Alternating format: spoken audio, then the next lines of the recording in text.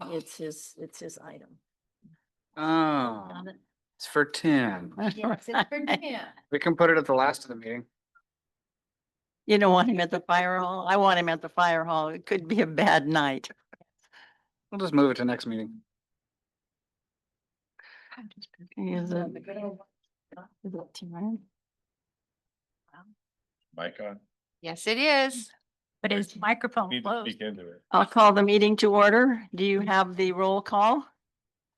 Yes, I do. Are you through laughing? All right, there's going to be some changes in the agenda. We're moving 5.1 up underneath the proclamation.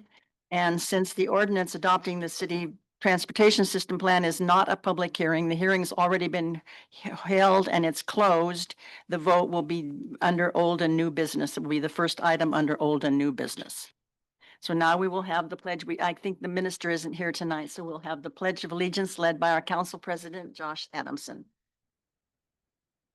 Pledge allegiance to the flag of the United States of America, and to the republic for which it stands, one nation, under God, indivisible, with liberty and justice for all. Do it. The first item, we don't have what's it called? Citizen of the month. Volunteer of the month. Volunteer of the month. We don't have that tonight. So we're going to have the Veterans Day proclamation. Whereas on November 11th, 1919, the United States first proclaimed Armistice Day to commemorate the end of World War I, honoring the brave soldiers who fought for peace and freedom. And whereas in 1954, Armistice Day was renamed Veterans Day to honor all American veterans of every war, conflict, and period of service. Whereas on Veterans Day, we pay tribute to the men and women who have risked their lives to preserve the liberty of our nation, the families who support them, and the heroes no longer with us. It is not weapons or technology that make our military the most advanced in the world. It is the unparalleled spirit, skill, and devotion of our troops. Whereas in an unbroken line of valor stretching across more than 2 centuries, our veterans have charged into harm's way, sometimes making the ultimate sacrifice to protect the freedoms that have blessed America. Whether active duty, reserve, or National Guard, they are our nation's finest citizens, and they have shown the heights to which Americans can rise when asked and inspired to do so.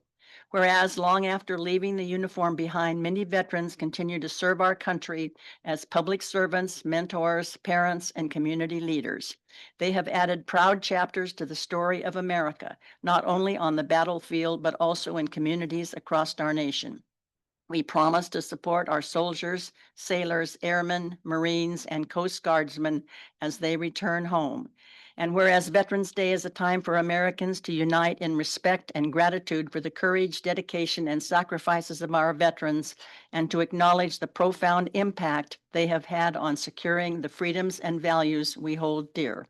Now, therefore, I, Mary Shamahorn, Mayor of the City of Bandon, do hereby proclaim November 11th, 2025 as Veterans Remembrance Day and encourage all citizens to honor and remember the valor and sacrifice of our veterans through appropriate public ceremonies and personal reflection. And Dr. Dockery, I guess you're here to accept this? Yes. You want me to take a picture? You want to go down? Sure, we'll go down.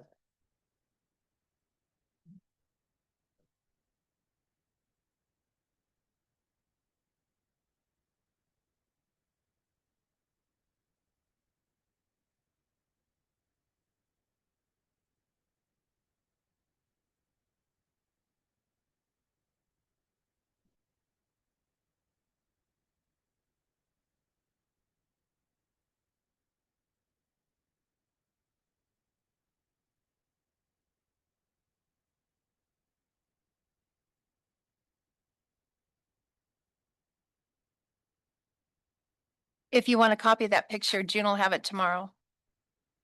Next is the consent and calendar items, and we will be approving the council minutes, but the planning commission minutes have a mistake and they'll be on the agenda for next month. We're gonna do 5.1. What? 5.1. 5.1 first, Mary. Oh, I'm sorry. Here, I said that, and yes, we're going to hear from Tim Lakey.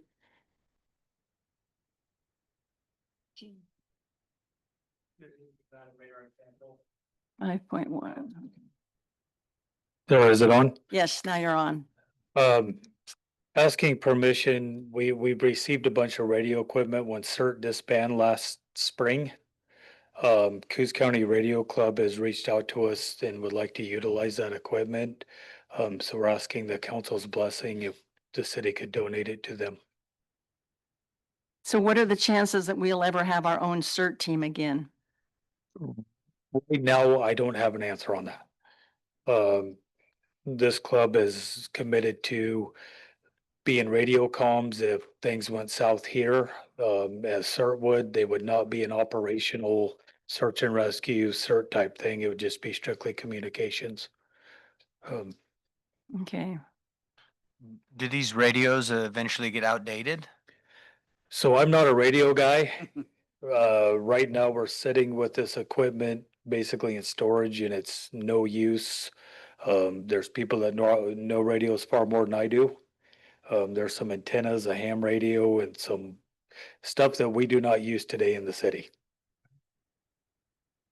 And wouldn't have any use for. Not in the near future. Okay, I just worry that we don't have. I would rather see it go to use today than sit for Okay, Another 10 years. another 10 years when technology will surpass this stuff and we would be reinvesting anyhow. Okay. okay. Motion to approve the donation of surplus radio equipment inherited from the disbanded CERT program to the Coos County Radio Club. Been moved by Madeline, seconded by Jerry. All in favor? Unanimous. Thank you. Thank you.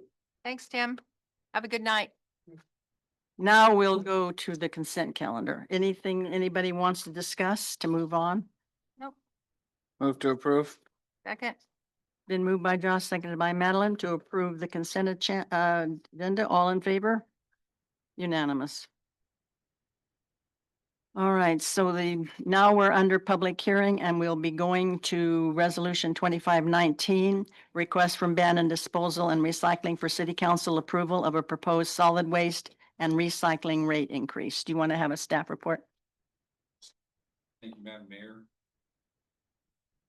Thank you, Madam Mayor and members of council. This agenda item is a request as indicated by way of the title from abandoned disposal recycling for a 3.2% rate increase to its solid waste and recycling collection services. Under the existing franchise agreement, any change to customer rates requires city council approval. If approved, the new rates will become effective as of November 1st, 2025. The request submitted on September 24th is based on the Consumer Price Index, increased operational cost experienced by BDR over the past year. City staff has reviewed the request and has determined that it meets the procedural and contractual requirements of the franchise agreement. For the most common residential service, a 35-gallon container, rates would increase from $23.21 to $23.95, which represents an increase of 74 cents per month, whereas commercial services would increase proportionately from $29.89 to $30.85, which equates to about a 96 cent per month increase. There is no fiscal impact to the city's general fund. However, the city will see a slight increase in franchise fee revenue equal to the 5% gross receipts from the adjusted rate. So with that, city staff is requesting that the council review and discuss this information and approve resolution number 25-19, authorizing the 3.2% rate increase for solid waste and recycling services. We do have a representative from BDR in the audience, Mark Fullweiler, who's available to answer any questions. Thank you. And this is a public hearing, so if is there anyone who either on Zoom or in the audience who wishes to address that issue? Not, do we have any questions from anybody on the council? Seems like a minuscule amount of money. Really, under $1 for everybody. That's a That's standard procedure, Yeah. 10% increase every year. Yeah. That's. It's just too bad they have to come down in the wind I know. or something, so. All night you had to come down here. If I may, Sure. Sure. I would just like to introduce myself. My name is Mark Fulweiler. I just relocated to the Bandon area in July, took over for Bandon Disposal, Okay, among other companies for Waste Connections. And I just thank you for your time and your consideration. This was thought and budgeted before I got here, so I'm just kind of following through for that. And I'm here to answer any questions you may have. I think the biggest thing to think about is keeping the same guys and the nice equipment day in and day out doing this. That way we can stay up with the cost of living. So yeah, here to answer any other questions. I did notice Bandon's about $5 less than the average cost on the Southern Oregon coast. So we've done a pretty good job of trying to keep those rates down. okay. I love my guy that comes up every week with his big truck. My favorite person. Yeah, you do a wonderful job. And we really Great job. appreciate the brush pickup also. That's Yes. a great public service. Thank you. Thank you. Are you closing the public hearing? Yes, do I hear a motion to approve resolution 2519? So moved. Doesn't say that. Madeline, seconded by Bear. Okay. All in favor? Unanimous. I just gotta drive back to Coos Bay. Okay, right. Now we're going to be looking at ordinance 1673, adopting the 2025 City Abandoned Transportation System Plan. This is already, the hearing has been closed and it's already been passed from first to second reading. So tonight is just for the official adoption. Could I make a statement before we vote on this? Yes, I thought you were up there. You can't tell where your mic comes from. I think it's the only Yeah, one yeah. that you can't tell it anywhere in the Have you room. talk, I either look there or up there. Yes, go ahead. Well, I think looking up is appropriate, but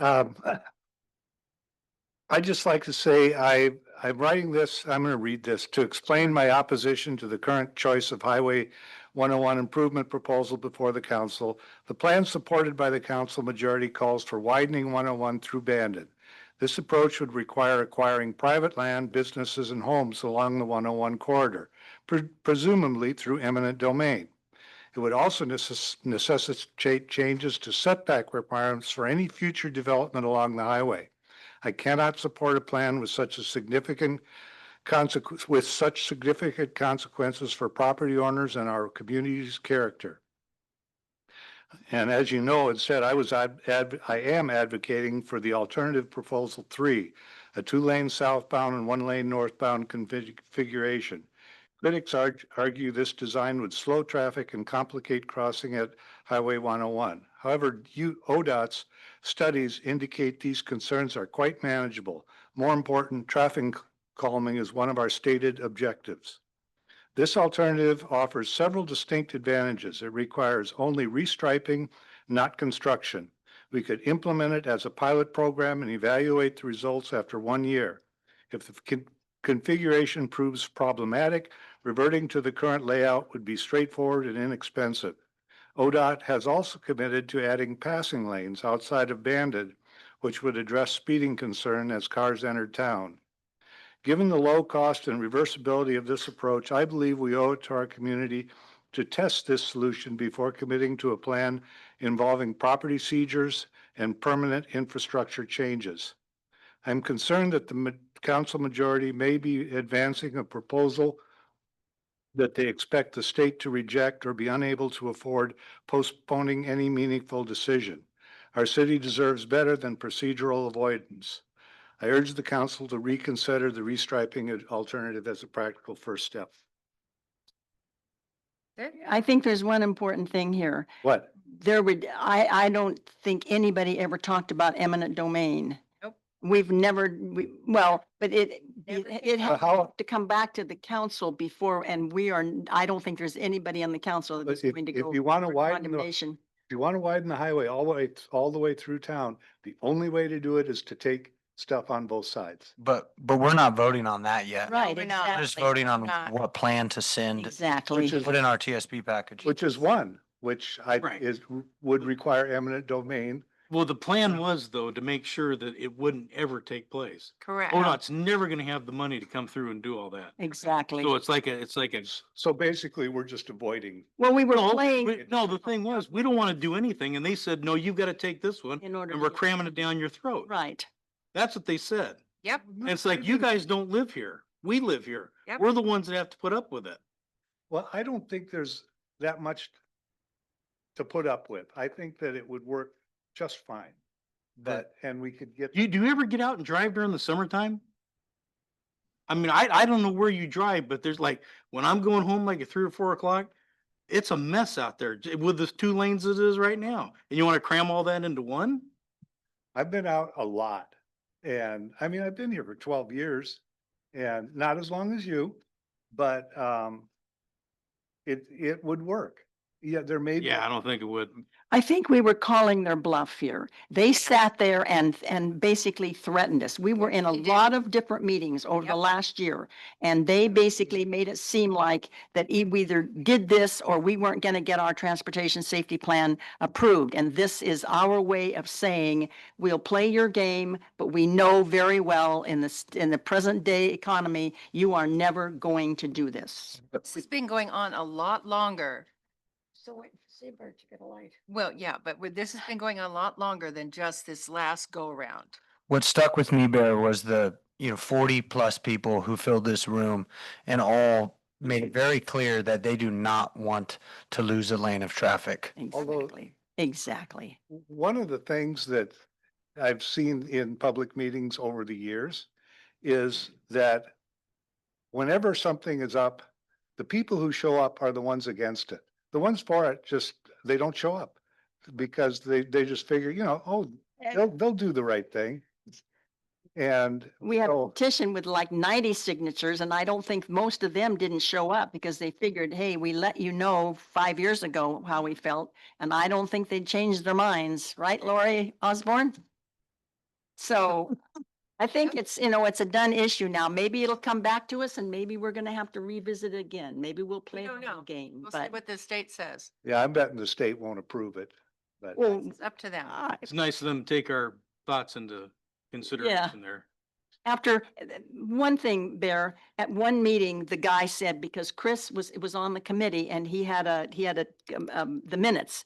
And it said that if you don't do anything, you don't have to, you don't have to change the height for the bicycle bill. You don't have to comply with the bicycle bill. Oh. Then he sat in here, oh, I made a mistake because we And that was said, 4 months later. yeah, because Chris showed his hand and said, well, why don't we just go for the full build out? We know you'll never do that. All of a sudden, oh no, I made a mistake. We can't, Huh? So we've played this, we've played We've been their playing game for these 20 games years, for a believe long me, time, believe long me. time.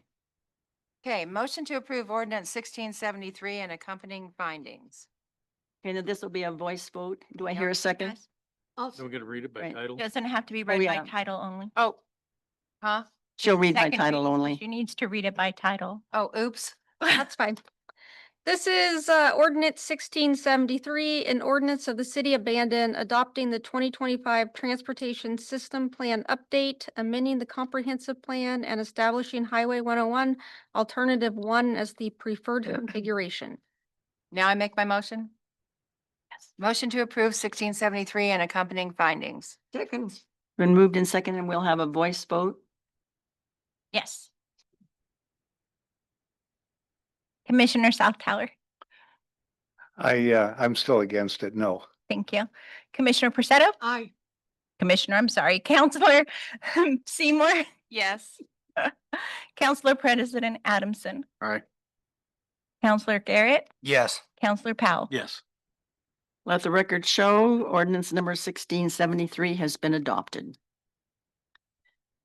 And now we're going into 5.2 to enter into a contract between the city and Portland State University and through its Center for Public Service. I'll let Tori explain this.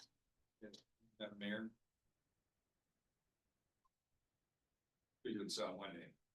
Thank you, Madam Mayor. Members- Still not working. Not on. This item You're not on. You're not on. Maybe you're just not going to be on.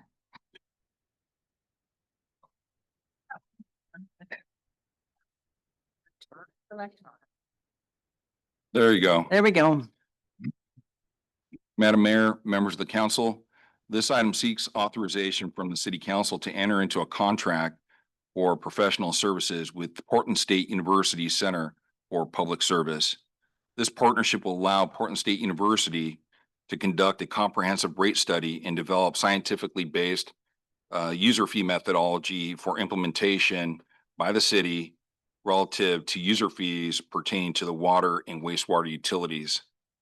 As a result of a resident-initiated charter amendment, the city charter required voter approval for any utility rate increases.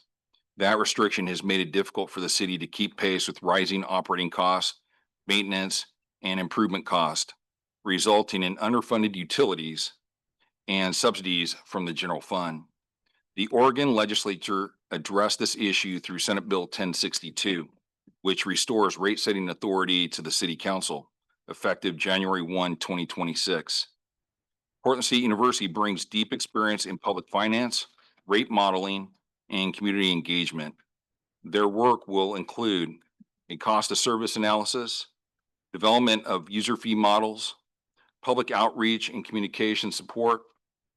The project is anticipated to take between 8 and 10 months to complete, after which time the information will be presented to the city council for review and adoption. The total project cost is $73,000 and it's to be recouped over time through the adopted rate adjustments. So with that said, city staff is recommending that the council review and discuss this information and authorize the city manager to execute task order 13 with Portland State University. We do have Dr. Franklin Muthmomi, the assistant professor of public administration with Portland State University, and his team available for any questions via Zoom. That includes my presentation. Thank you. So are you saying that it would be 8 to 10 months before we'd institute any rate increases? It could very well be sooner than that. That's just a time frame that we allotted for in the contract. I just don't understand why we're hiring yet again another consultant with city money to study something that we've been studying since I was on the original water committee in 2014. Our finance department, I'm sure, is very capable of coming up with percentages of rate increases for us because they see the numbers every day. They know what it costs and what we're not bringing in. It's a very simple deduction. I would strongly disagree and advise against that. What you want to do is hire experts in this field, which is very specialized, maintain an arm's length distance from this information, and allow the professionals to do their due diligence, conduct the rate study analysis, and to present the recommendations for council approval. And what experience do these people have with small rural towns in Oregon? They have extensive experience as by their resumes and references in the attached document as part of the proposal. And we also have them here via Zoom should you wish to ask them any questions. Are there any grants available for these types of No, rate studies? no, No? Not that I'm aware of. no. See, it Okay, I got a concerns me that we could go 8 to 10 months and we've waited years Yeah. to be able Yeah. to do That's this. That, what's so I'm sorry, I disturbing. don't understand why last time we had a problem, we went to the voters, asked them for, was it $10 or $15 a month? Yep. That seemed to work. I don't understand how you can't look and see if for round figures, oversimplification, whatever, costs $100,000 to run the water department. We bring 80,000, we're short 20. How many users we got? Divide it up over that. I mean, I'm sorry, maybe I'm oversimplifying it. It's but it seems- oversimplified.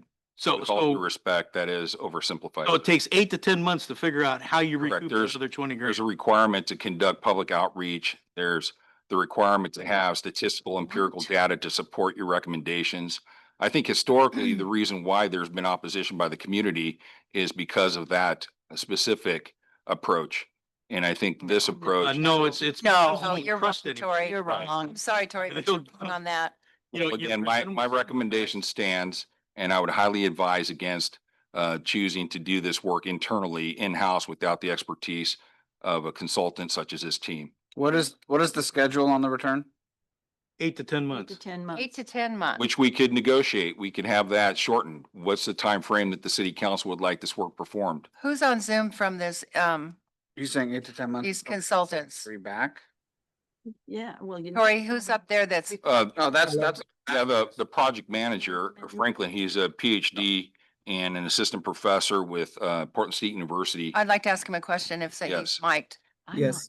He mic'd? not- We've had so much consultants. What is the smallest town you've done a consulting on this particular, on this type of consulting? Rate What's the study. smallest town? I would refer that question to Robert, is the expert in the smallest towns he has worked with. I'm sorry? So I'm Bob Winthrop. I'm with Portland State University. I'm a senior fellow. We did a PSAP communication study with Brookings and Curry County a couple of years back. You're saying communications, right? Yeah. That has nothing to do with rate setting authority or rates. Well, good question. We do fee studies related to user cost analysis. I've done 30 of those, not small ones in Oregon, but I've done 30 across the country. We do cost of service analysis related to compensation. We've probably done 50 cities in Oregon in the last 3 or 4 years. And I'm trying to think of who they are right now. North Bend, we've done, we did a study related to cost analysis with, I should have thought of other comparable cities. I think we talk about some of that in the proposal. But let me tell you a little about, my experience is an expert in, I was the CFO of the Portland Police Bureau for several years, and I've also been a financial analyst and a financial consultant around Oregon related to user costs for a long time. I also did bond finance. What's going on here is you need to understand you have a comprehensive plan for your water and wastewater. You need to understand all the capital investments required to that to keep that current over the next 20, 30 years. That's in your comprehensive plan. You need to understand how much that costs, not just running the system itself, but all the costs related to the future capital improvements. Then you need to figure out who is the right person, and one of the people on the team is a guy named Scott Lazenby, who was the city manager of Sandy for a long time, and most recently the city manager of Lake Oswego. But what we need to do is figure out, first of all, my expertise is figuring out the cost and the capital requirements, and if you have to issue bonds or any of that, how that goes over, and so you can make sure that you're having the right amount, that you're increasing not just 20,000 a year, but whatever the right amount is that you need. And then we don't want to just divide it by whatever the increase is or whatever the cost per gallon is. That's one approach. But a more fair approach is to identify what users are putting what kind of strain on the system. And we need to first understand what the costs are, why, whatever industries you might have that might put additional costs. And so we might want to differentiate between rather than just cost per gallon, we might want to charge less for residential folks and more for industrial folks. And, depending on how they use the different water, wastewater services. I don't know. Does that answer the question? No. No. If I could add also in staff's due diligence in looking into consultants to perform the work, we contacted the League of Oregon Cities, and the League of Oregon Cities is currently going through a comprehensive review of similar rates and fees. And with that, they have retained Portland State University by way of a master agreement. And as a member of the league, we are entitled to gain access to the university by way of this task order 13 to perform this work. So if there's anything in the proposal with regards to the time frame, if you'd like to see the cost massaged further down, we could value engineer it and reduce the schedule for this to be completed, with the understanding that we've been in this situation for 20 years. And so to correct this in a span of 8 to 10 months, I think is a home run. I wanted to say that my question to you might have been misunderstood.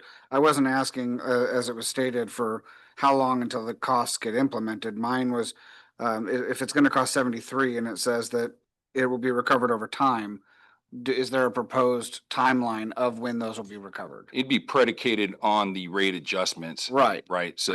I didn't know if there was like a generalized, maybe 5 to No. 10 years. No, we haven't even gotten to that point. Okay. You know, it's all the research and data that's being collected to formulate a recommendation.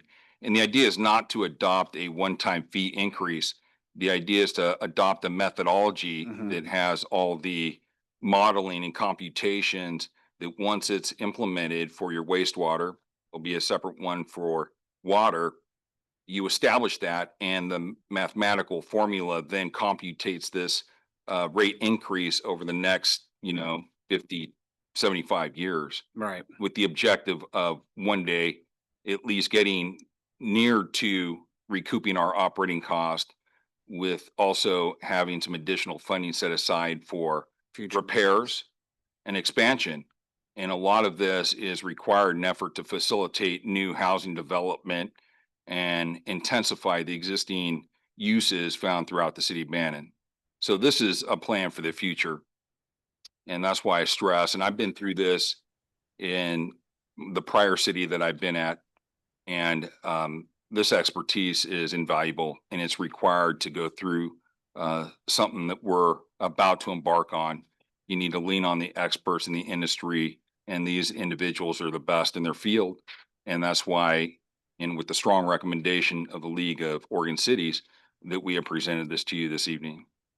Well, if the league is doing this study, why don't we just, It's totally separate from Doing what this we're study. proposing. League's not doing this. but what is the study they're doing? You were in attendance at a meeting that we had with the league about a year ago. It was held in, I think, North Bend. Yep. And they went through a very comprehensive explanation as to fees that they are looking to implement and increase.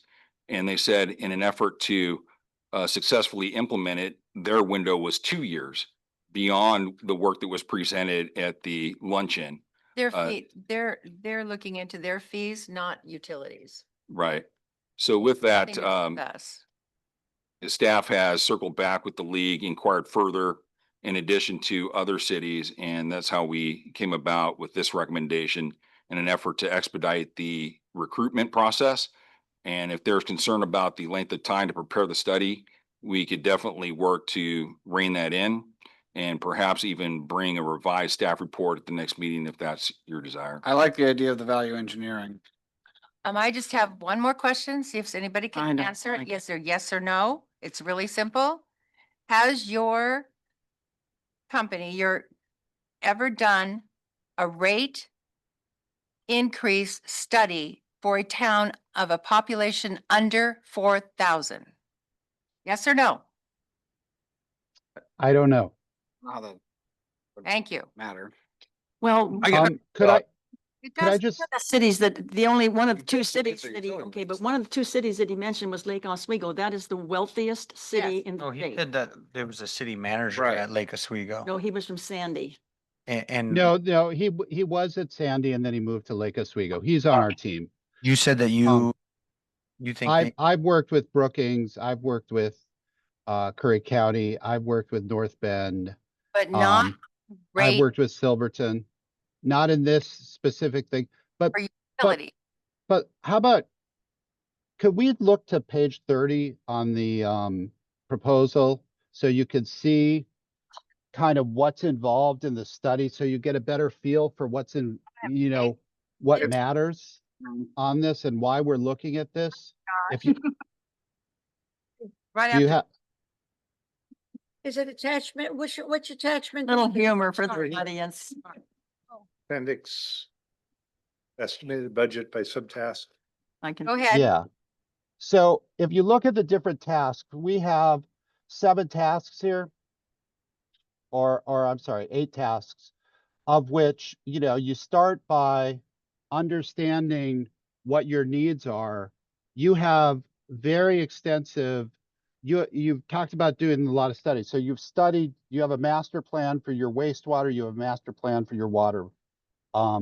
We have to figure out everything that you need in order to understand that. And that's that takes a lot of time. We're assuming 62 hours for us to figure that out.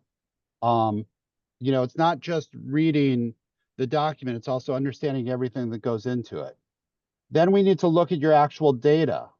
We have 70 hours where we're going to take a look at your data on how you're billing right now and what you say the finance department does, but really understanding it by customer classification and system demand and really those areas. Then we're going to put that all into a financial model that actually makes sense and that allows you to look at different scenarios. How are you going to finance it? Are you going to use bonds? Are you going to try to have a reserve in advance? What are you looking? What is the timing? What happens if something breaks? What does all that mean? So that's the rate study. Then we're going to develop the user fee models. Who are we going to end up charging? How are we going to have different charges for that? And then we're going to have stakeholder engagement where we're going to bring people come down to Bandon to actually talk to your citizens and have them provide input. Then we're going to prepare the council materials, ensure that you're complying with the legal requirements, and help you put together a public relations strategy for moving this forward. That's What are we This talking is about? crazy. Just crazy. Based on a Senate bill that hasn't been tested. Yeah, So this could go to the courts. yeah, We can blow out 73 grand and still have it go to the courts and get it turned back to us. right. Always a possibility. Okay. I mean, the So- 73,000 is going to be factored into the rate increases. I mean, that's. Well, I got one more question. This is for us, the city of North Bend or Reedsport. What are Reedsport and North Bend doing? Are they hiring these guys to do all this stuff? Last time we spoke to a representative from North Bend, they were electing to place this on the ballot, which we would advise against that. And we feel that this approach is the preferred approach. And again, I've been through this in this jurisdiction that I've been employed with previously. And this is the proven model and the standard of the industry. And this would be my professional recommendation on how to move forward. in Okay, an effort. do we know what Reedsport's doing? Reedsport is well behind the city of Bandon, North Bend on this matter. It stinks. I guess. All over it. I guess where I'm coming from is that I just ask, we've had so many consultants lately from parametrics. So I'd ask June to give me an understanding of how much we had paid them in the last, I don't know, year, $100,600. And a lot of that was for this stupid thing called the Beach Loop connection. And I don't know that we're ever going to, I just wish that in-house we could figure this out. Well, some things like the traffic light, the beach loop, if we don't hire an engineer, right, then we're liable. If we come up with the conclusion, we're liable. Is there liability in this though? And that's setting the rate? No. No. I mean, the two times that we did get it passed on the ballot measure, in-house, we came up with how much we needed for that ballot Exactly. measure. Exactly. We did Yeah. that in-house without outside consultants. That was a one-time rate increase. No, we and- had several. No, we had Yeah, several. well, I think the adoption of that was a one-time rate increase to the user fees. This is the development of a model that once it's approved, it will determine the fee increases You know over what you're time. saying, Tori, I know. what Yeah, you're- so, Unfortunately, you haven't been here like we have. Okay. And number one, meet with the city engineer. Yeah. Again, yes, these documents that they're referencing, the master plan for wastewater, water, that's out of the public works operation. so instead so- of 23,000, we're gonna get another bill from Dyer Engineering also. Amen. In reference to the other projects and consultants with parametrics, those are funded by grants. Yeah. So just wanted to, yes, the majority, everything that was referenced in the comments, those are funded by grants. The So- $100,000. Somebody's money being Yeah, wasted. the beach loop connector, that's funded by a grant. Ultimately, you believe the biggest strength of this would, at the end of the day, when the people come back and they complain about whatever the rate is, we can say, hey, we did this study Correct. It's fully gonna scientifically care about based, it's that. transparent, and ultimately that would serve as the basis for the council's adoption of the recommended rate increases. Yeah, and you I could, think ultimately though, you know, Nope. the voters are gonna be pointing at us regardless. That's right. And so, Council. yeah, Welcome, but welcome to and government. ultimately, I think the only thing they really are gonna care about is that bottom line of Exactly. what the rate is. How much is coming out of their pocket every month? That's all they want to but know. the thing is that I know past rate increases, they didn't take into advance any breakdowns or fixes Yes, we or, did. Yes, well, we it did. didn't cover them. I mean, we're No, still, it didn't, because we knew we couldn't get it passed there. Because we went There 20 was- years. but these guys, For these so guys long. are talking about doing this so that you can explain to people, this is how You much we're didn't think we increasing it. explained it to them before? I Of don't, what was I going don't to think fix, you we had- need to replace? Counselor, you had the same kind of numbers. excuse me, can we do one person at a time? It's really hard to take notes with Okay, multiple sorry. people. Yes, So, thank you. I'd like to say something. yes, Jerry. Before the Statleman Initiative, where we couldn't raise them, we had no problem raising rates as we needed them. Exactly. That's one Exactly. comment. Another comment is, we had a bunch of groups we put together, and they had a meeting, decided that the big companies, the cranberry growers and stuff like that, they had a different rate than the residents, and we had no problem. So I just as soon stick with what we're going to get. We get the motion. I think the council should not go along with it. Well, the problem is that you're running a structural deficit in your utilities. We know. And so whatever has been done in the past hasn't worked, and you will continue to increase that deficit Well, and continue to allocate general fund revenue and not have the discretionary funding to provide services and programs that I think the Bannon residents are expecting in the future. So What programs? the ones that we have now, if you continue to use general fund monies to subsidize the operating cost of your utilities, you're gonna have less discretionary funding for any other program and services we provide.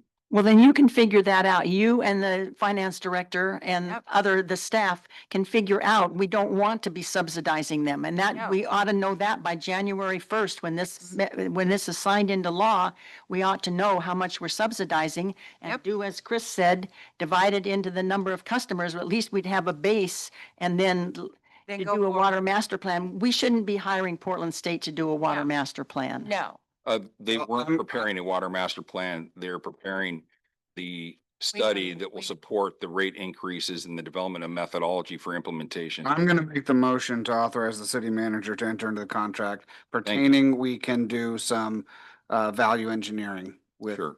the contract. I'd be And I happy to do second. that. All right, Josh made the motion and Bear seconded it. All in favor? I think we better have a voice vote.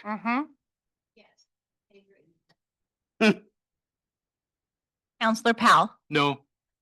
Counselor Garrett, No. Counselor President Adamson. Yes. It's a mouthful. Counselor Seymour, no. Counselor Prusetto, No, Counselor Schlaftower. Yes. Thank you. Let the record show it was defeated 4-2. I think we better be thanking our lucky stars that, because we've been through this for 25 years. Mhm. Nobody ever thought to go to the legislature. We've gone back to the voters 9 times and been turned away. So the fact that we have received this gift from the legislature is, and I don't think it's going to be that hard. And this would have hired the firm. Well, that but would when he's help. talking about bonds, you don't need a bond No. issue for It- rate setting authority. But he No. was just talking about alternatives of what could happen or what we could work with to get the rate setting. The thing that you guys have to understand, now that we have this authority back, Mhm. we can go for grants and low interest loans. Right. Exactly. That is the biggest plus for this city But because who's gonna help us figure out though what? we can do it. We've done it Okay. before. That's why we have a Okay. city manager. Did it before. We did it before. It's a big task. We've done it before. All right. I'm sorry, can I ask one question? Since you voted and it did not pass, is there a recommendation to staff as what you would like done next? So I could put it into the record, who you would like to do this. Is it specifically going to be finance department? No, that'll be up to the city manager. Yeah. Okay, thank you.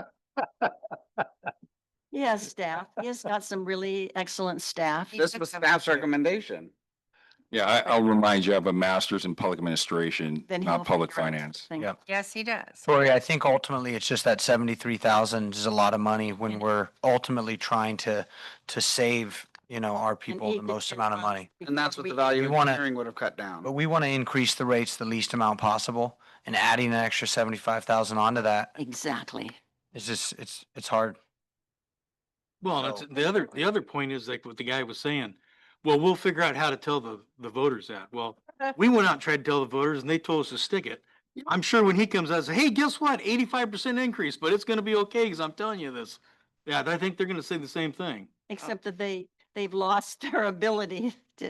And then, then they're gonna follow it up with, we need a bond for a new water plant too. Yeah, yeah.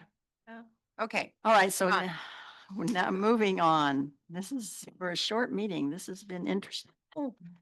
Review and consideration of a request from Susan Hayes, owner of a Laurel Wine Bar and Restaurant, to allow the existing parklet located within the city-owned and controlled public right-of-way in an active city street to remain indefinitely.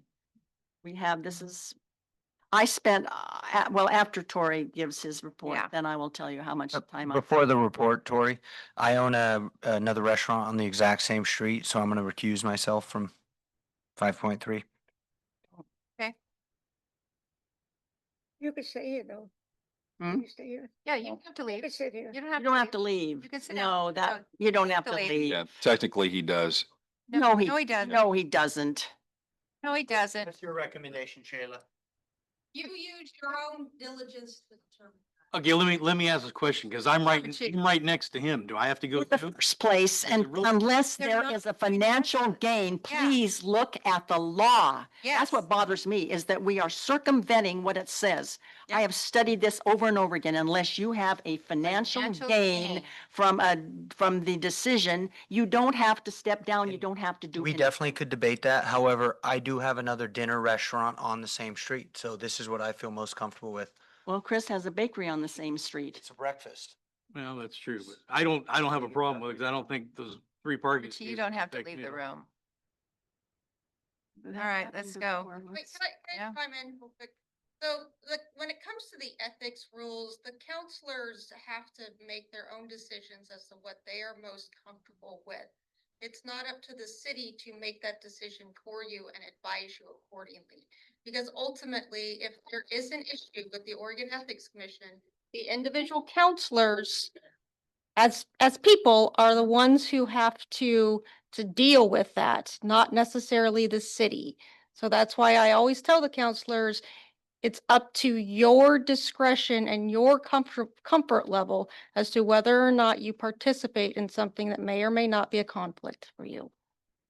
It just seems strange that the law is clear that if it's not a financial gain for the person, they don't have, I mean, nobody's can file an ethics commission violation against somebody that isn't standing to gain any financial. I mean, I understand he probably doesn't want to Yeah, vote. He didn't need to recuse himself. He could have just stated a potential Exactly. conflict of interest, but that's what he felt comfortable with doing, so that's. Well, but that's because that's what he was advised about 3 Yes, months ago to he do was. that against whatever it Yes. says in the. Just to be clear, this was a decision made by the counselor with no advice from city staff. All right, let's move along. Move on. Moving along. So you want to give your? Yes, this item addresses a request from a business owner of the Laurel Wine Bar and Restaurant asking that the city council permit an existing parklet to remain indefinitely. The parklet occupies one public parking stall within the city's public right of way on Second Street in Old Town. The parklet was originally installed as a temporary measure during COVID-19 to help restaurants to comply with public health restrictions. The temporary program was not intended to grant exclusive long-term use of public right of way to any single business. The key issues as identified by city staff are regulatory compliance. There's no encroachment permit or right-of-way approvals that have been issued by the city pursuant to the Banning Municipal Code, Chapter 1212. Public safety and liability. The parklet is located within a fully active traffic lane near the Old Town Archway, posing a potential risk to patrons and liability to the city. Parking availability. The location of the parklet effectively removes one key on-street parking stall, which is intended to serve all Old Town businesses. This is further emphasized with the city's decision to adopt an ordinance that no longer requires on-site parking. So in an effort to support local businesses, you find on-street parking or parking within the satellite parking lots managed and operated by the city. Fairness and equity, allowing one business to use public property for private gain without payment or lease creates an inequity and may even constitute a gift of public funds. Alternatives for council consideration. Now, these aren't exhaustive. If the council chooses to recommend an alternative that's not listed here, we'd be happy to take that directive. Option one would be to require the removal of the parklet within 90 days of this meeting date. Option two, allow the parklet to remain subject to the business owner obtaining an encroachment permit, remitting market rate rent for occupying that city parkway area, and possessing liability insurance to hold the city harmless of any liability. Option three, consider creating permanent seating areas through the reconfiguration of Second Street as proposed by the Old Town Master Plan.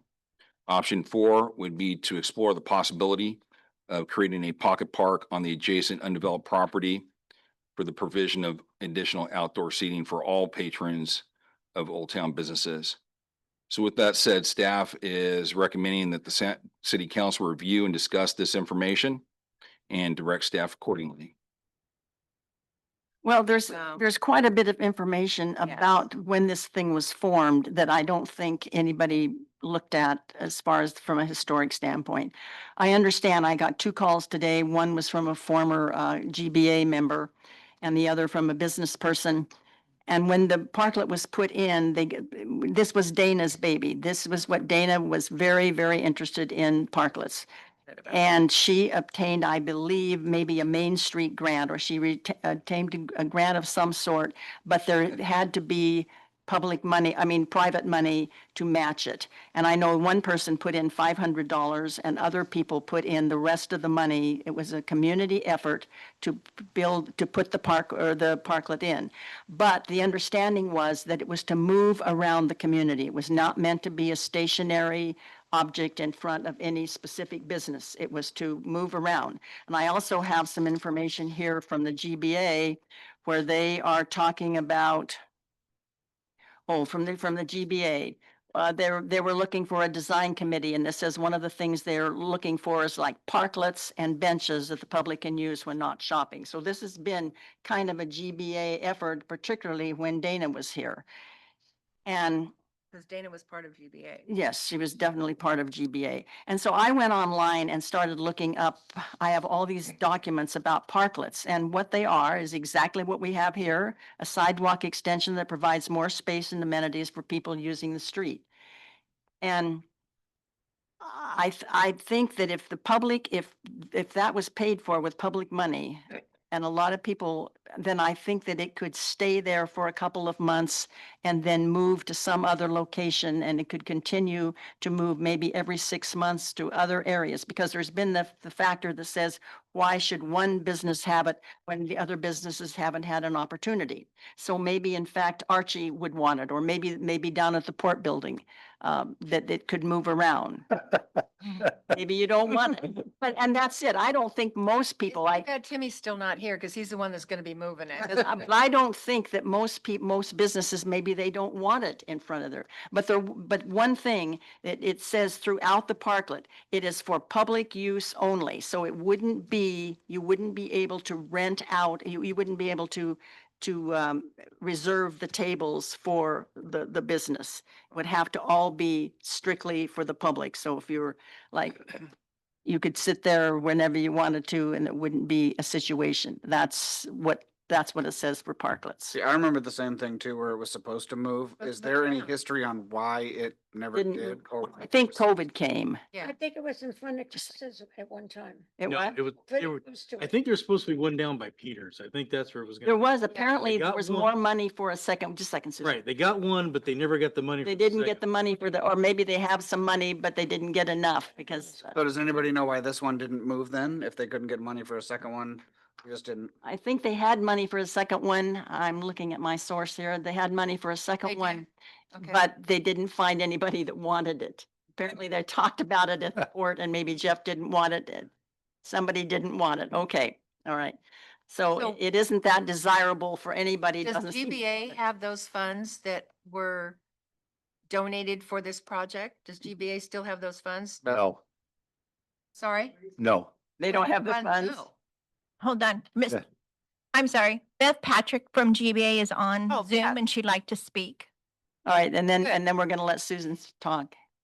Beth? Beth, want to unmute, please? Yes. There you- Hello, everybody. Sorry I'm not there. I have family visiting, so other commitments. But I did want to zoom in. So, yeah, this was a GBA project. We bought the, Speak up. Beth, can you speak into your microphone a little bit more or turn your volume up? my volume's all the way up. Is that better? Tiny little bit. Your face. Sorry. So this was a GBA project and we bought the planters. There aren't tables that are associated with it. It's just the flower pot planters that are part of the parklet. The picnic tables, I think, were provided by Bannon Coffee, and Aloro currently has their own tables out there. But we purchased the planters themselves. So, and it was meant to be not a permanent location. It was meant to move all around Old Town. Why that hasn't happened, I don't know. That was prior to me coming on to GBA. But I think also it was very popular in front of Aloro and Banded Coffee. And I have a feeling that's one of the reasons why it hasn't moved. But if it's a safety issue, I love the idea of, a pocket park someplace else. We have 5 planters that we would like to keep in use and hopefully plant with native plants. And they don't have to all be together. They can be separated, but we don't want those planters to go to waste. We would really like to keep them utilized in some fashion. I would just like to add that staff Thanks, has been Beth. in conversation with the property owner of the undeveloped property directly adjacent. And he expressed interest in partnering with the city to establish a temporary open space area that could be used by all patrons of the Old Town businesses. Well, I personally can't see people going to that vacant lot to sit around and talk. What vacant lot is that? The one next to. Yeah, the one that's, by Broken Acre. Yeah. But I'd rather have it the parking lot than the, Exactly. street. We need Exactly. parking. Rather have it the parking lot than the Thank street. If You know, I, When they put that thing in there, I kept thinking to myself, I wonder how many months it's gonna be before somebody gets wiped out by some car speeding into Old Town. And I missed out on that, but it still could happen. I mean, I like how it was an added benefit to the coffee cafe and to Aloro. But I do see the inequity in it with, if it's not gonna move around. Yeah. Who knows, even if we privatized it, who knows if other businesses would come out and want them to, and then we start losing off-street or on-street parking to every business that may want one. But what if we It's- just move this one around? So there would only be one off-street park or one Well, on. is the person you move in front of, they're gonna have to get an insurance policy? Cause I Yeah. sure. Yes. wouldn't do Yeah. that. I don't want it. Don't stick it in front of my place. does anybody know, Pretty. does anybody know how many businesses would like that in That- front of? No, Not- no. They tried it last time and nobody wanted it, right? Nobody Yeah. wanted it. So then why are we saying that it's not fair that somebody, come on up, Susan. Why is it, we're saying it's not fair to other merchants if other merchants don't want it? That doesn't make sense. Susan, give your name and address, please. Yes. Susan Hayes. I'll give the business address, 375 Second Street Southeast, Bandon, Oregon, 97411. Thank you for letting me speak. A little bit history and an initial first comment. on page 2, paragraph 2, please make a note that this is a complete falsehood. What- And a, Which Which paragraph? one, Susan? Page 2, paragraph 2. What's the title of it? it's, Starts off with the It doesn't- park is located. Okay. Okay, there has never been exclusivity. There has never been a case where people have been asked to leave. So I just want to back up a little bit. In answer to your question as to why it hasn't moved, weighs an absolute ton. Okay? Yeah. Nobody would want to move it. That's probably what happened. Has there ever been an accident there? No. I am set to easily give this up based on the the falsehood and the issues that have arisen from this. The whole goal was to create a place for people to hang out because they couldn't go indoors. right. None of this was a problem until the coffee shop changed locations. Mhm. And somehow it became an instant problem. They were the ones that moved a couple of the The big, troughs. yeah, Alora Wine Barn Restaurant has been feeding it, whether it's water, dirt, or plants for the last 5 years, except for the one on the very west side. There was even a police issue reported with Matt based on the removal and the replacement of benches that were out there.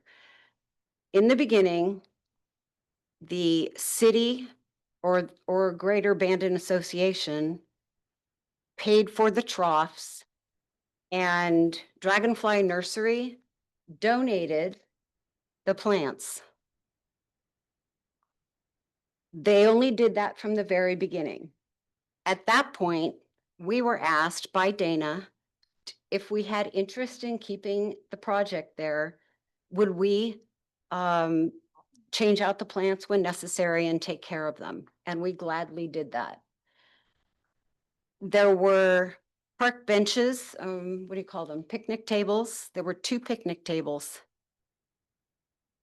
The coffee shop bought both of them.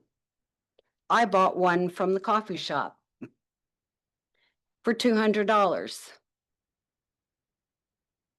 So that's what sat there. I think originally Greater Bandon Association purchased the picnic benches, and then the coffee shop paid for them, and I bought one of them from the coffee shop.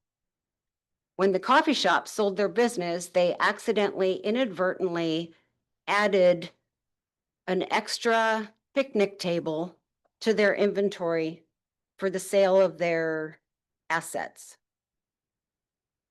So the owner of the coffee shop, when they moved locations, took my picnic table. Matt asked me to get in touch with the original owner to get paid back for it, which I did, and I have.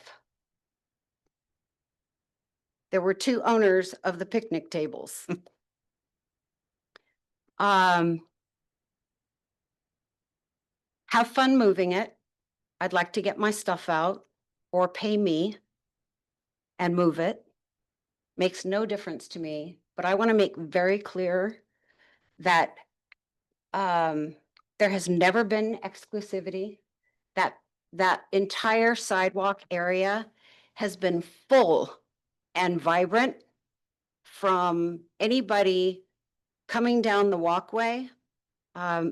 They might not even be customers of Bandon Coffee, but it was a gathering spot for the last 5 years. The first year during COVID, they filled up everything. They used our tables. We were fine with that. And then they allowed us to use their tables. 2020, when we were all closed, we served dinner all the way out front. It wasn't exclusive. If people were standing around or sitting there, they could sit there. And if they wanted to eat dinner and there was room, then we served them. So I don't owe anybody any money.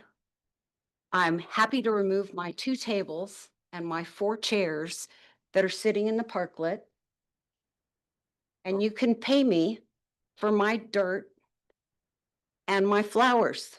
Susan, while we have you up here, have you looked at all the alternatives that were in that packet? I have. I'm not going to, the number of times that I actually have service out there Mhm. is minuscule. It's more of a gathering area than it is anything.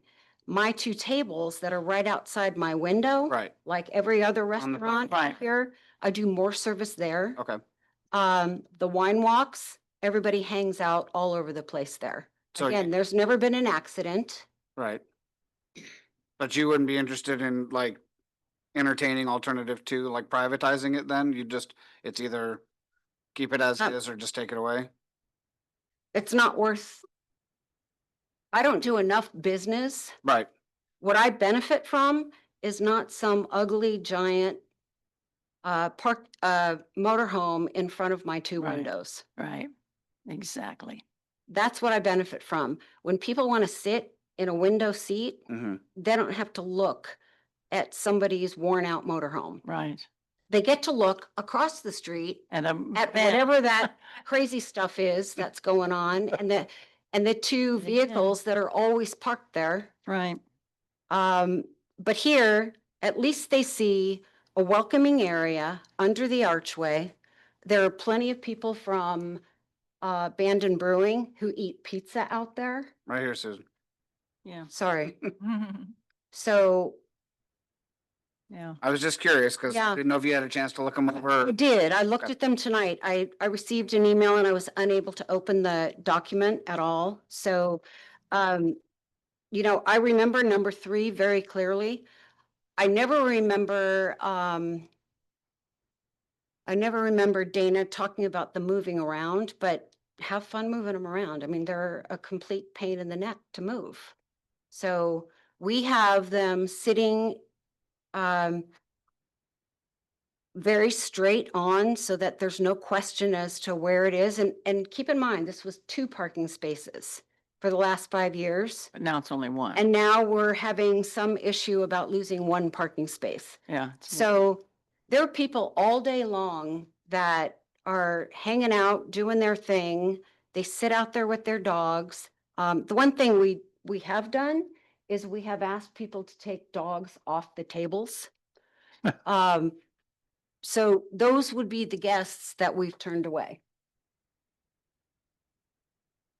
So I am appalled at the falsehood of that second paragraph. Thank you. That's all I have. Thank you, Susan. Thanks, Susan. So what would, under 2, what would the market rate lease rent be for the commercial use of city property? Maybe we could look at Tony's Crab Shack if we were going to talk about using city property. Exactly. The sidewalk that they've been using for 20 years and forcing people out into the street. There's situations like that all over town that Tony's just curious what that would be. Tony's is a big one. Again, we would work with our finance department and determine what the market rate rent would be for a parking stall located on publicly owned property. So do we charge anybody already for something like that?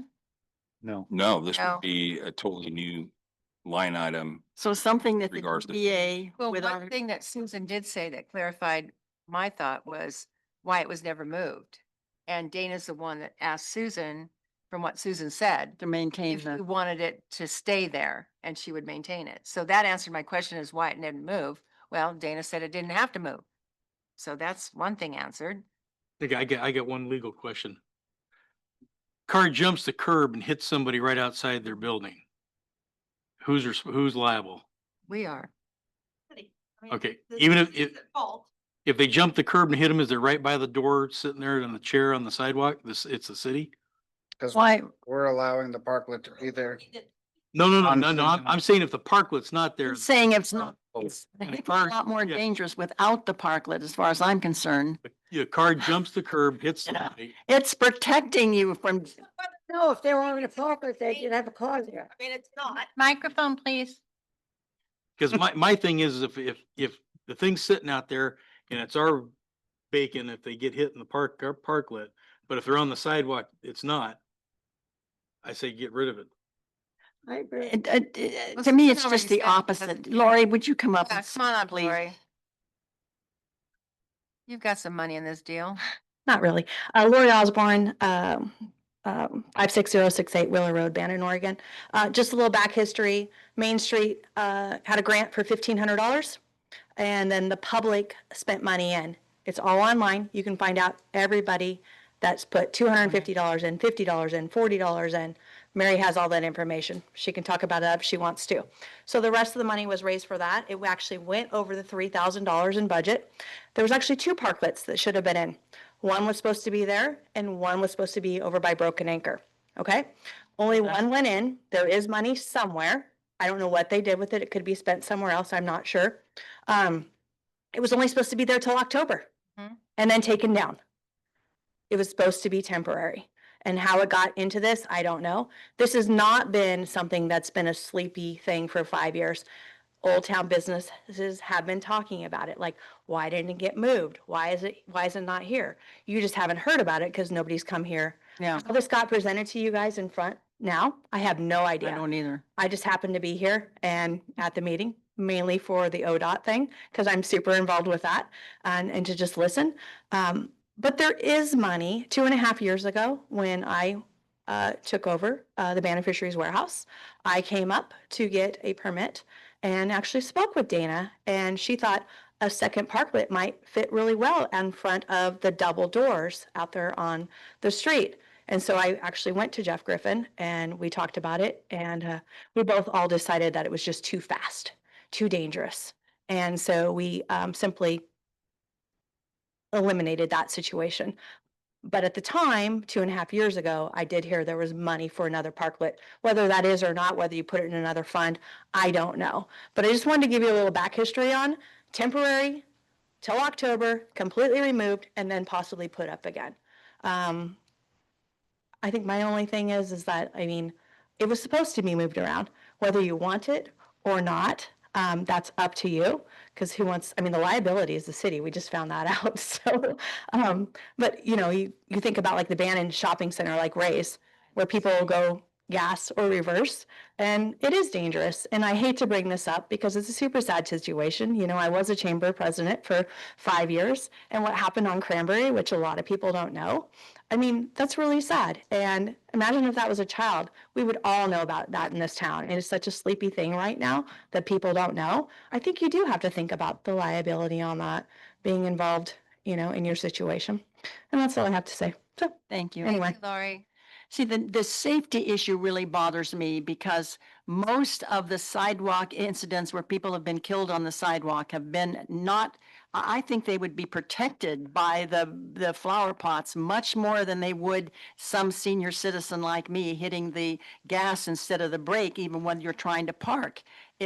You're right there by the cars versus you've got this 6 foot or 8 foot of fixtures there. To me, it's the exact opposite. I think it's safer. So I don't think the safety issue is something that I would use for denying it.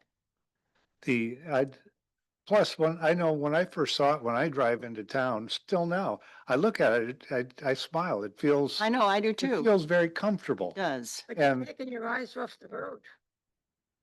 Well, I know, but It's you're part of supposed the to be road. going like 5 miles an hour down there. Okay. speed limit's 20, but even that, you've got those hundreds of pounds of barrier between you and anything, which is better than a lot of other places around. Exactly. Okay, so No, I like it. we've do discussed, too. we reviewed, what are we directing city staff to do? I personally would like alternate number 1. It seems like Susan's in favor of that also, and she's the one that brought it to the council. I second that with you. Tell the public what it is because they don't have maybe. Alternate number 1 is removing it completely.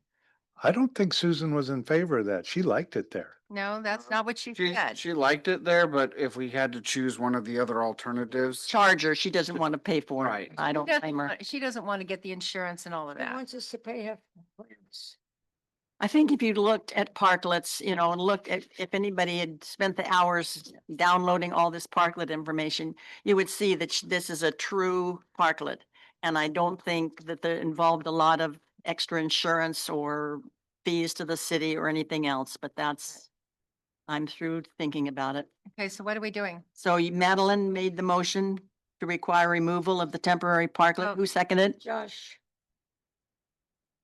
The All president, right. Josh. All those in the what?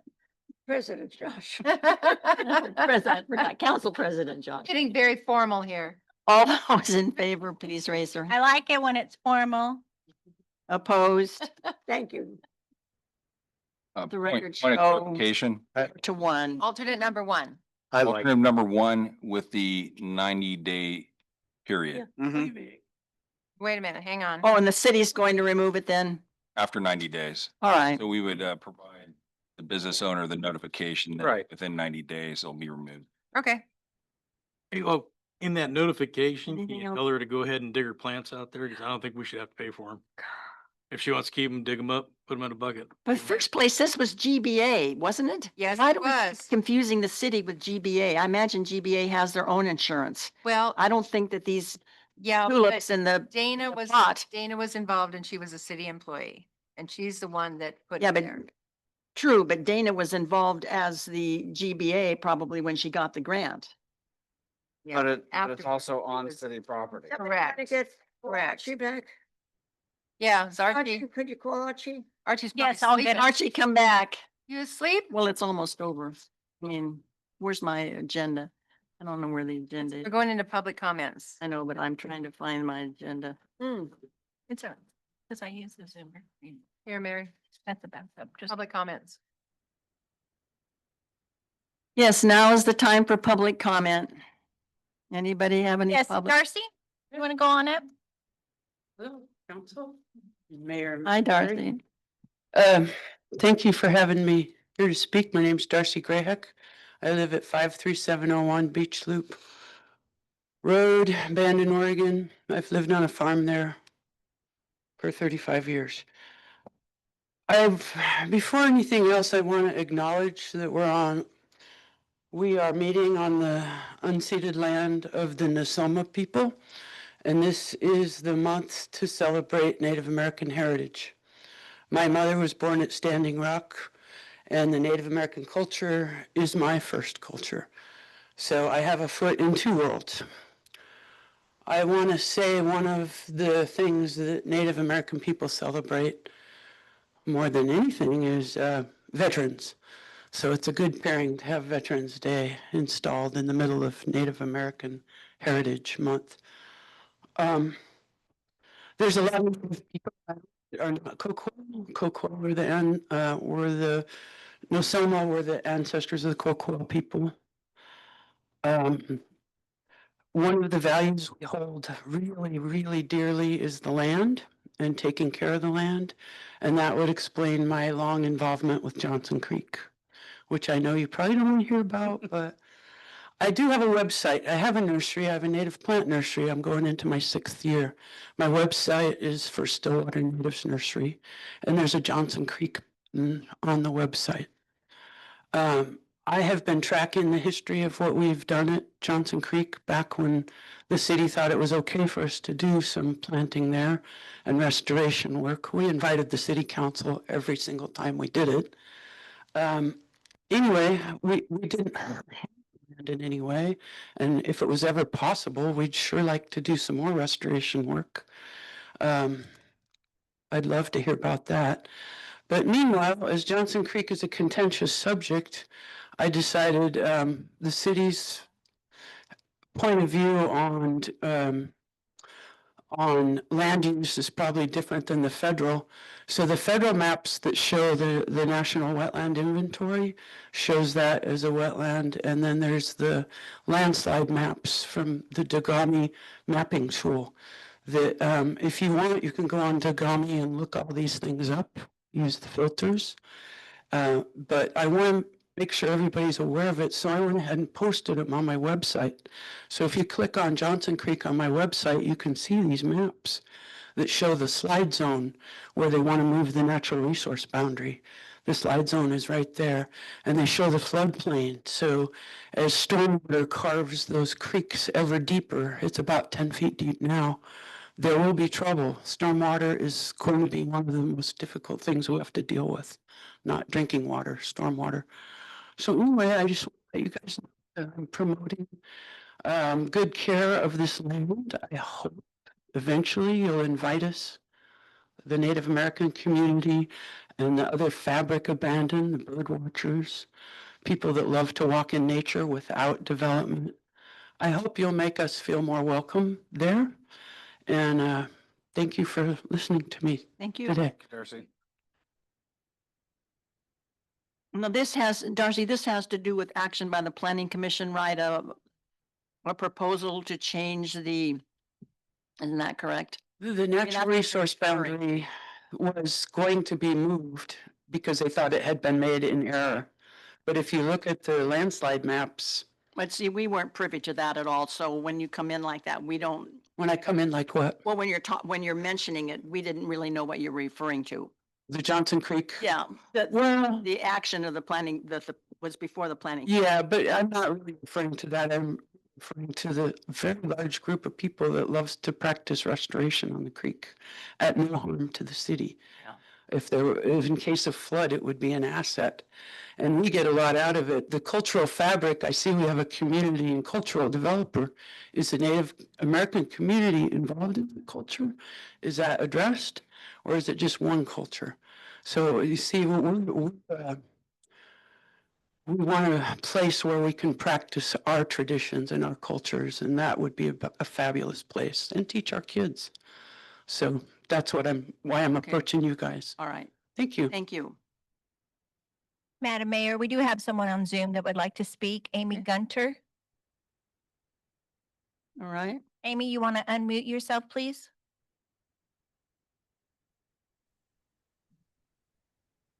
And go ahead. Counselors, hello. My name is Amy Gunter, 1424 South Ivy, Medford, Oregon, 97501. And I'm speaking to you with some fairly ill-timed comments, primarily because of when I got involved into a development proposal in the city of Bandon.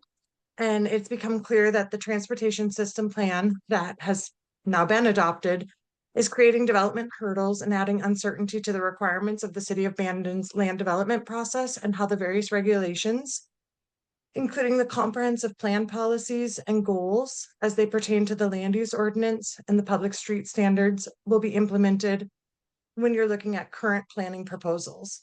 The proposed TSP and the city's current development ordinance leave questions as to which regulatory agency and policies are the guidance for current development proposals along all city streets, with the envisioned changes found within the TSP, but especially along the 101 corridor.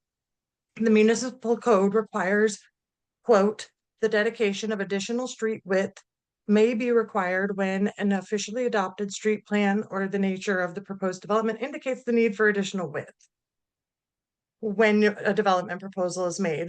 In the case of my client's property, the TSP required right-of-way adoption could result in the dedication of somewhere between 7 to 20 feet. It's unknown because widening of 101 or the implementation of a road diet along 101 is unclear.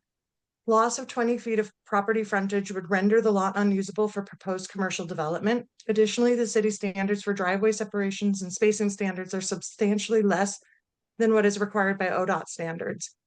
ODOT would also prefer no access from the highway and all access from the adjacent city street, which would push commercial traffic into neighborhoods and onto underdeveloped streets.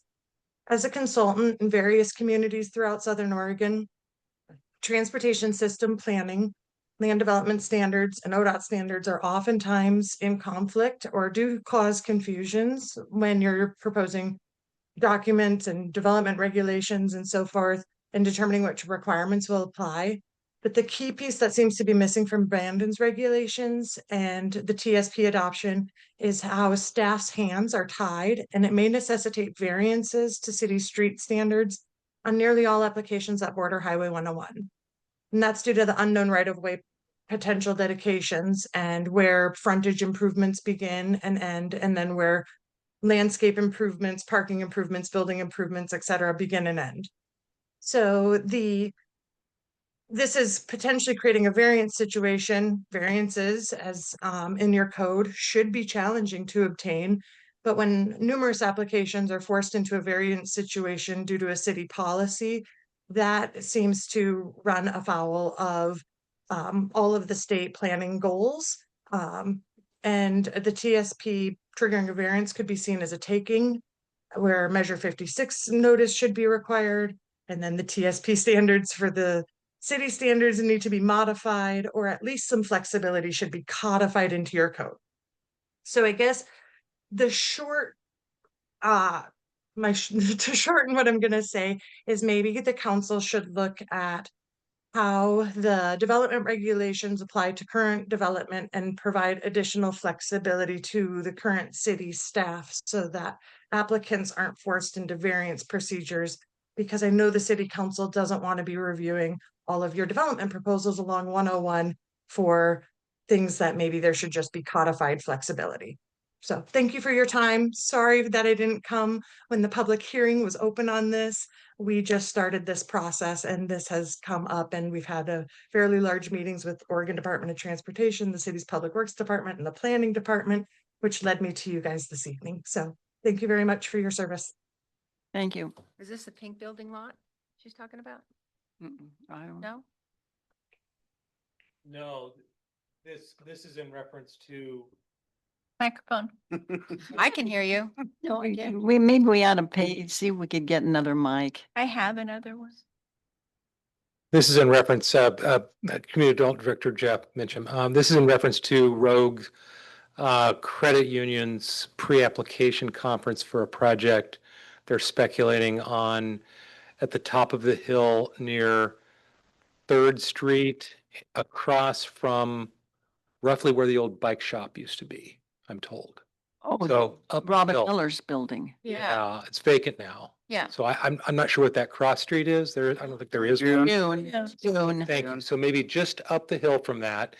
I know that there might be grade changes on either side of the road, which would orient the curb line in a manner that could compromise frontage on either or both sides of the street there. We're not sure yet. Is this a vacant lot that's by Mother's? It's across the street Across the highway? from Mother's. It's near the building that the It is- hospital it is- just bought. By the vet's office then? Not quite that far. Not quite that far. Yeah. I'm There's a vacant lot. placing it. Anyway, He lives right South Coast there. Family Dentistry is It's a going vacant lot. there. that further west. Yeah. It is a vacant lot. So closer to the Welcome to Bandon. Further west. That's toward Bandon. So by Rancho Viejo. No. No, T. the other way. You're going east. You're going east. Towards town. Towards. West. I'm directionally challenged. Is it from the Baptist church? Uh, Baptist East. churches. oh, your community development director's embarrassed right now because he doesn't have landmarks. Well, where is Where it the from? vet's office is, and then there's a place next door which the Southern Coos Hospital owns. Then there's a vacant lot. Then there's a house, a modular house that was put in. Then the wool company. How far, Is that vacant So lot? where we're is talking it? About? I believe it's the vacant lot of which. is it the Yeah. hillside behind the church? No, No. No. Which far west? Is it on Third? It backs on 3rd. Yeah. Backs on Third. So the vet office. I don't then have a Southern map. Coos, We could Yeah, bring an just- aerial up on. vet office, then Southern Coos, then there's a vacant lot, then the module home, then the wool company. So like directly across the street from my I'm house. responding to questions. No, on down. No. On down. No. East. No, it'll be. Down the hill? No, north of there. East. This way. Yeah. Out. More east from the vet's office. Or- Get down now. I guess. It doesn't matter where this particular lot is. What they're saying is by adoption of this ordinance, any business on 101 is gonna have these questions. Yeah. In the We future. understood We're- that. Thank Right, we you. understood that. Thank you. So is this going Thanks, to be Jeff. a Yeah, serious? now I know where it is. Okay. Thank you. Glad we clarified that. So, yeah, Okay. so it's a question that's come up and we Okay. couldn't answer it and we'll likely face more of those questions. So Okay. we'll seek clarity from you guys. Yep. All Okay. right. I knew we shouldn't have approved the TSP. We should have just gone with our old one. But with that alternative that we had it it- shows, that's what's gonna happen every time is We had an. everybody's gonna have setback issues. That's. I believe I mentioned that. Save our town. You did, Bear. Right. No, we're gonna save our. town. Anybody else wish to speak to the council? Hello, hello, anybody on Zoom? I have nobody else. Okay. Nobody? All right, so then now we're having. Oh, hold on. Okay, there we go. you I was want- gonna say, you just kicked him out of the meeting, huh? All right, now we'll have staff. Does Jeff want to say anything? No, thanks. Shayla? Tori? Bear? Yes. No, I just want to remind people that Christmas is coming up and I mean, Thanksgiving first and my birthday, but the remember Night of Lights. 10,000. 10,000. Saturday after Thanksgiving. Yeah, 29. and what is the parade and all of 13th, that, December 13th 13th. December. right? I just wanted to remind people that those are coming up. I put them in my column every week. Yep. Thank you, Bear. All right. Jerry? I went to my second Tigers ball game Really? and it was Mhm. fantastic, That's great. Freddie. It was senior night and I was so impressed. I mean, it gave me chills. It was great to be there. I'm glad I got invited to go. Second one I've been to in 30 years. Thank you for coming. And they won, didn't they? And they Yes, Oh, we they keep won. on winning. Yep. Yeah, our Tigers are doing good this year. I would like to put something on the agenda for next month or January for discussion about panhandling in Bandon. I've had several people call me about these panhandlers are getting kind of rude, to say it nicely. One of them works. Yes, would that be a consensus of the majority of the council? Yeah, No issues. Sure. yeah. It's Great. something- Very well. Something different. Counselor Seymour, did you say December? If we can. Thank you. I guess that's it. Oh, happy Thanksgiving, everybody. We won't see you till December. So everybody have All right, a and- nice Thanksgiving. Last year, I noticed that the council didn't have any Christmas party of any kind. I don't know if the employees did, but the council didn't. And Lori and I were talking, since she's on the port commission, Mhm. that maybe the port commissioners and the council, maybe, we used to go when they had the river house there. The was port fun. hosted the city for years and it was really a lot of fun. And It was a then, potluck. yeah, was fun. potluck, yes. So I'm wondering if were we planning to do anything this year or are we just going to ignore it again? I'm sorry, but I've been on vacation, so I've been in vacation mode. I haven't even thought about holidays, so I will get with Mr. Contreras and I'll talk to Lori and Josh Mm. and Jeff, Nice if we could just have, and then we'll get back with you. I'll see what we can come up with, Okay. but I'll talk to Mr. Contreras and see what his, because the employees they're not planning anything or? 'Cause We they- usually do it like a potluck with the employees internally here. Well, yeah, you have something during the day, but that Correct. wasn't what I'm talking about. For And years, they we had, Have a Christmas celebration Ed in the Barnes. evening anywhere. before Mr. Contreras came, sorry, I don't mean to interrupt, but Sure. the staff chose not to do a nighttime party. Really? They only wanted to do something during the day due to family obligations outside of the city on a Thursday, Friday nights, and Sure. Saturdays when we can do. Most of the staff has little kids and stuff. okay, so but they that chose- doesn't mean the commission and the council couldn't. You're do something. correct. I can look into Well, At that. least look into it. Thank Yes, you. I will. Next. I don't want to be party planner. No, I'm not having you be party planner. That'd be Lori. Let's see here. Happy Thanksgiving to everybody. Trick or treating was nice. There was a lot of trunk or treats, safety for the kids, places to go. If I guess on a personal, if anybody sees me carrying this around for the next few months, I quit smoking a week ago, so Oh, I'm 30 years been smoking. good for you. I hope everybody has a good Thanksgiving. I'm gonna recuse myself from final comment. Nothing? Nothing? All right, Okay, we're done. meeting's adjourned.